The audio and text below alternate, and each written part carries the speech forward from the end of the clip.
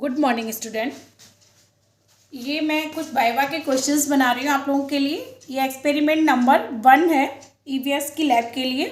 Moisture content in soil, ठीक है। तो मॉइस्चर कंटेंट इन सॉइल में मेन इंपॉर्टेंट कौन कौन से क्वेश्चन वाइवा में पूछे जा सकते हैं। सबसे पहले तो आप लोग अपना उसका जो भी वाइवा आप देंगे उसका टाइटल आपको पता होना चाहिए, पूरा कंप्लीट टाइटल, यानी एम ऑफ द एक्सपेरिमेंट आपको पता होगा, ठीक है। उसको आप ढंग से बताएंगे। नंबर फर्स्ट क्वेश्चन है what is the composition of soil. Soil का क्या क्या कंपोजिशन, उसमें न्यूट्रिएंट्स होते हैं, मॉइस्चर होता है और क्या क्या प्रेजेंट रहता है उसके बारे में बताना है।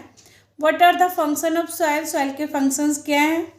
Write the types of moisture content present in soil sample. External moisture content, internal moisture content होता है, उसके आप आंसर में लिख सकते हो। डिफाइन वाटर लॉगिंग, ठीक है। ये वाटर लॉगिंग आपके ईवीएस के थ्योरी में भी आता है और प्रैक्टिकल में भी पूछा जाता है। डिफाइन सैलिनिटी, ये भी थ्योरी में भी आता है, प्रैक्टिकल में भी पूछा जाता है। What is the significance of soil moisture content experiment, it is very important. ये मोस्टली एग्जामिनर्स इसको पूछते हैं कि मॉइस्चर कंटेंट का सिग्निफिकेंस क्या है। What is the importance of this experiment, why the techno students to will do this experiment, ठीक है। वो क्यों करेंगे इस एक्सपेरिमेंट मॉइस्चर कंटेंट वाला, ठीक है। What is the effect of high moisture content in the soil and low moisture content in the soil, ठीक है। तो इसका क्या इफेक्ट पड़ेगा अगर हाई मॉइस्चर कंटेंट है सॉइल में, अगर लो मॉइस्चर कंटेंट है तो उसका भी क्या इफेक्ट पड़ेगा। Write down the any two application of soil moisture content experiment, ठीक है। तो इसके सॉइल के मॉइस्चर कंटेंट एक्सपेरिमेंट आप लोग कर रहे हैं, इसके क्या एक्सपेरिमेंट हो गए उसको लिखना है। Why this experiment is helpful for engineering and techno student, ठीक है। It is very important. ये प्रैक्टिकल इम्प्लीकेशन का ही पार्ट है कि एक्सपेरिमेंट टेक्नो स्टूडेंट्स के लिए, इंजीनियरिंग स्टूडेंट्स के लिए क्यों हेल्पफुल है। What is the role of desiccator, ठीक है। इस एक्सपेरिमेंट को करते समय आपको डेसिकेटर का भी रोल पता होना चाहिए, वहाँ पे दिखाया होगा। What is the temperature of oven, oven का टेम्परेचर क्या रखें कि वो सब एप्रोप्रिएट टेम्परेचर 105 डिग्री होता है, उसको लिखते हैं, ठीक है। नेक्स्ट, ये टोटल हमारे 11 क्वेश्चन हैं, इसकी मैं PDF भी सेंड कर दूंगी, आप लोग इन क्वेश्चन को रिवाइज कर लेंगे बार बार, ठीक है। नेक्स्ट क्वेश्चन एक्सपेरिमेंट नंबर 2 है, अमोनिया का एक्सपेरिमेंट है। तो अमोनिया के एक्सपेरिमेंट में नंबर फर्स्ट क्वेश्चन भाई सबको आपको यह ध्यान रखना है कि हमें एम पता होना चाहिए to determine the ammonia in water sample, ठीक है। वाटर सैंपल में हमारे कितना अमोनिया प्रेजेंट है उसको हम करेंगे।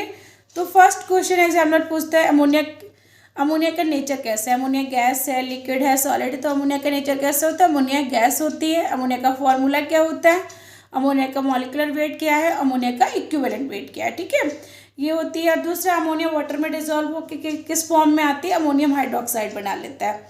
What is the harmful effect of high ammonia content in water, अगर वाटर में हम अमोनिया कंटेंट निकाल लें तो अगर उसमें हार्मफुल, एक तो उसका लेवल क्या होना चाहिए, कितना अमोनिया प्रेजेंट होना चाहिए, वो पूछेगा कि एक करेक्ट ऑर्डर क्या है, कितना करेक्ट होना चाहिए अमोनिया, किस लेवल से किस लेवल तक होना चाहिए, ठीक है। दूसरा, अगर ज़्यादा ही हाई अमाउंट ऑफ अमोनिया है तो उसका ट्रीटमेंट क्या है, उसको क्या कंटेंट में क्या हार्मफुल इफेक्ट देता है। दूसरा, ये हमारा जो हम अमोनिया का एक्सपेरिमेंट करते हैं वो एसिड बेस टाइट्रेशन होता है। तो हमारे पास strength, normality, molarity, titration, titrant, titrate, indicator, ये सब नॉर्मल जनरल टर्म्स इंडिकेटर से और टाइट्रेशन से रिलेटेड होते हैं, वो सब आपसे पूछ सकते हैं, ठीक है। तो जनरल टर्म्स को आपको एक डेफिनेशन, छोटे छोटे डेफिनेशंस को आप एक बार लिख लेना और फिर वो उसको रिवाइज कर लेना। नेक्स्ट क्वेश्चन है write the chemical used in this experiment and right the reaction also. तो अमोनिया वाली एक्सपेरिमेंट में हम कौन सा पीरियड में क्या लेते हैं, क्या हम उसमें से कॉनिकल फ्लास्क में लेते हैं और रिएक्शन क्या होती है, किस तरह इक्विवेलेंट पॉइंट आता है, वो रिएक्शन से आपको ध्यान रखनी है और उसको लिखना है, ठीक है, प्रैक्टिस करना है। What type of titration involve in this reaction, हर एक जो भी टाइट्रेशन हम करते हैं उस टाइट्रेशन का नाम ध्यान रखना है। जैसे कि टाइट्रेशन एसिड बेस टाइट्रेशन है, उस टाइट्रेशन हमने इंडिकेटर कौन सा लिया, ठीक है। Write the name of indicator of this experiment, और उस इंडिकेटर की pH रेंज भी क्या है, उसका स्ट्रक्चर बनाने को भी आता है। फिनोप्थिलीन है, मिथाइल ऑरेंजेस का स्ट्रक्चर बनाने को आता है।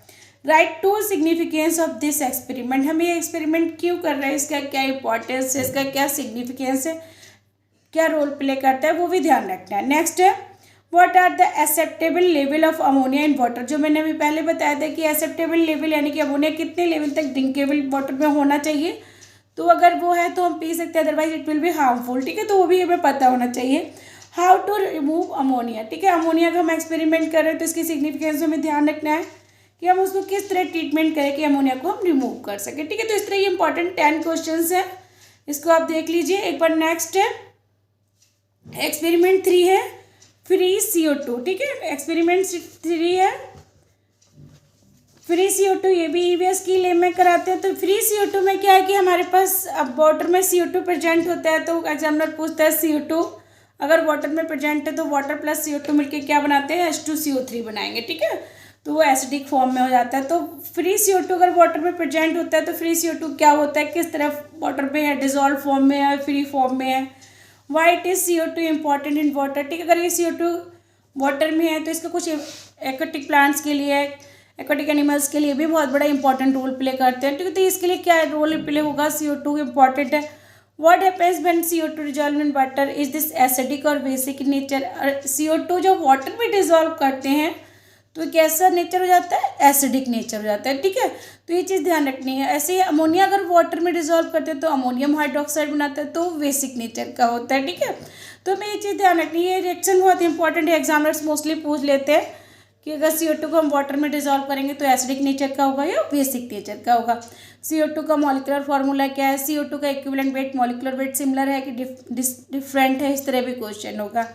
Y free CO2 is important for aquatic plants and aquatic animals, इस तरह पूछेंगे।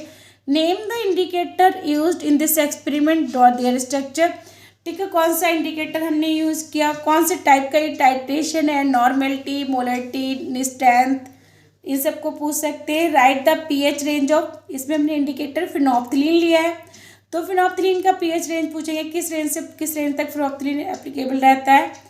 Right the important reaction used in this experiment, बच्चों ये चीज़ बहुत इंपॉर्टेंट है। हमने क्या क्या केमिकल्स लिए हैं वो हर एक एक्सपेरिमेंट के, और कौन कौन से रिएक्शंस उसमें इन्वॉल्व हो रहे हैं, ठीक है, वो दोनों चीज़ें हमको मेंशन करनी है। What is the type of titration of this experiment, ये एक्सपेरिमेंट किस टाइप का टाइट्रेशन है। What is the harmful effect of free CO2 and what is the content is higher in water, अगर फ्री CO2 का content water में high level पे हो जाएगा तो उसका क्या इफेक्ट पड़ेगा, और दूसरा उसका एक अप्रोप्रिएट कितना लेवल होना चाहिए वो भी जरूरी है। तो right the 3 important precautions of this experiment, ये तो आपको हर एक नॉर्मली सभी एक्सपेरिमेंट के प्रिकॉशंस पता होने चाहिए, कौन कौन से प्रिकॉशंस होते हैं। What is the molecular weight and equivalent weight of CO2, ठीक है। तो सिंपल ये जर्नल टर्म्स है। नेक्स्ट एक्सपेरिमेंट 4 है जो एपर्टस वाला हमने किया था TDS मीटर का, तो उसमें पूछेंगे TDS क्या होता है, TDS की फुल फॉर्म क्या है, ठीक है। TDS इन वाटर का डेफिनेशन क्या है। What is the good level of TDS in water, कितना लेवल होना चाहिए जो वाटर में गुड है, उसकी रेंज आपको बतानी कि 50 से 150 तक TDS सही रहता है, इस तरह। How does high TDS affect water quality, अगर वाटर में हाई लेवल का 500 से अबव या 300 से अबव TDS है तो क्या इफेक्ट पड़ेगा, ठीक है। हेल्थ इफेक्ट्स बढ़ जाते हैं और भी इम्पैक्टेड इफेक्ट्स होंगे, ठीक है। What are the importance of TDS experiment, ठीक है, इस एक्सपेरिमेंट का क्या इंपॉर्टेंस है, क्या सिग्निफिकेंस है। Write the name of apparatus used in calculate TDS, TDS को हम किस किस एपर्टस से कैलकुलेट कर सकते हैं उसको बताना है। How you calibrate TDS meter, ठीक है। TDS मीटर जो होता है उससे हम TDS को कैलकुलेट करते हैं, उसको हम कैसे कैलिब्रेट करते हैं। कैलिब्रेट करना मीन्स उसको एक्यूरेसी को मेंटेन करना, ठीक है। TDS value of tap water is higher than the TDS value of drinking water, explain, उसको भी एक्सप्लेन करना है। How does low TDS affect water quality, how to reduce TDS in water for drinking water, ठीक है। Drinking water के TDS कितना होना चाहिए, उसको हम किस तरह रिड्यूस करते हैं, घर में RO लगाते हैं, मिनरल वाटर के लिए ज़्यादा यूजफुल होता है। What happens when you drink more than 500 ppm TDS, ठीक है। तो ये तो अनहेल्दी हो जाता है, इतना ज़्यादा TDS हम अगर पी लेंगे तो हमारे ऊपर बहुत सारे हार्मफुल इफेक्ट्स हो जाएंगे। थैंक यू बच्चों, गुड लक, टेक केयर। ये कुछ इंपॉर्टेंट क्वेश्चन है, इसको मैं PDF भी बना दूंगी, आप लोग उसको देख सकते हैं और उसको एक बार रिवाइज जरूर करना है, इन्हीं क्वेश्चन में से आपके एग्जामिनर क्वेश्चंस पूछेंगे। Good luck, take care.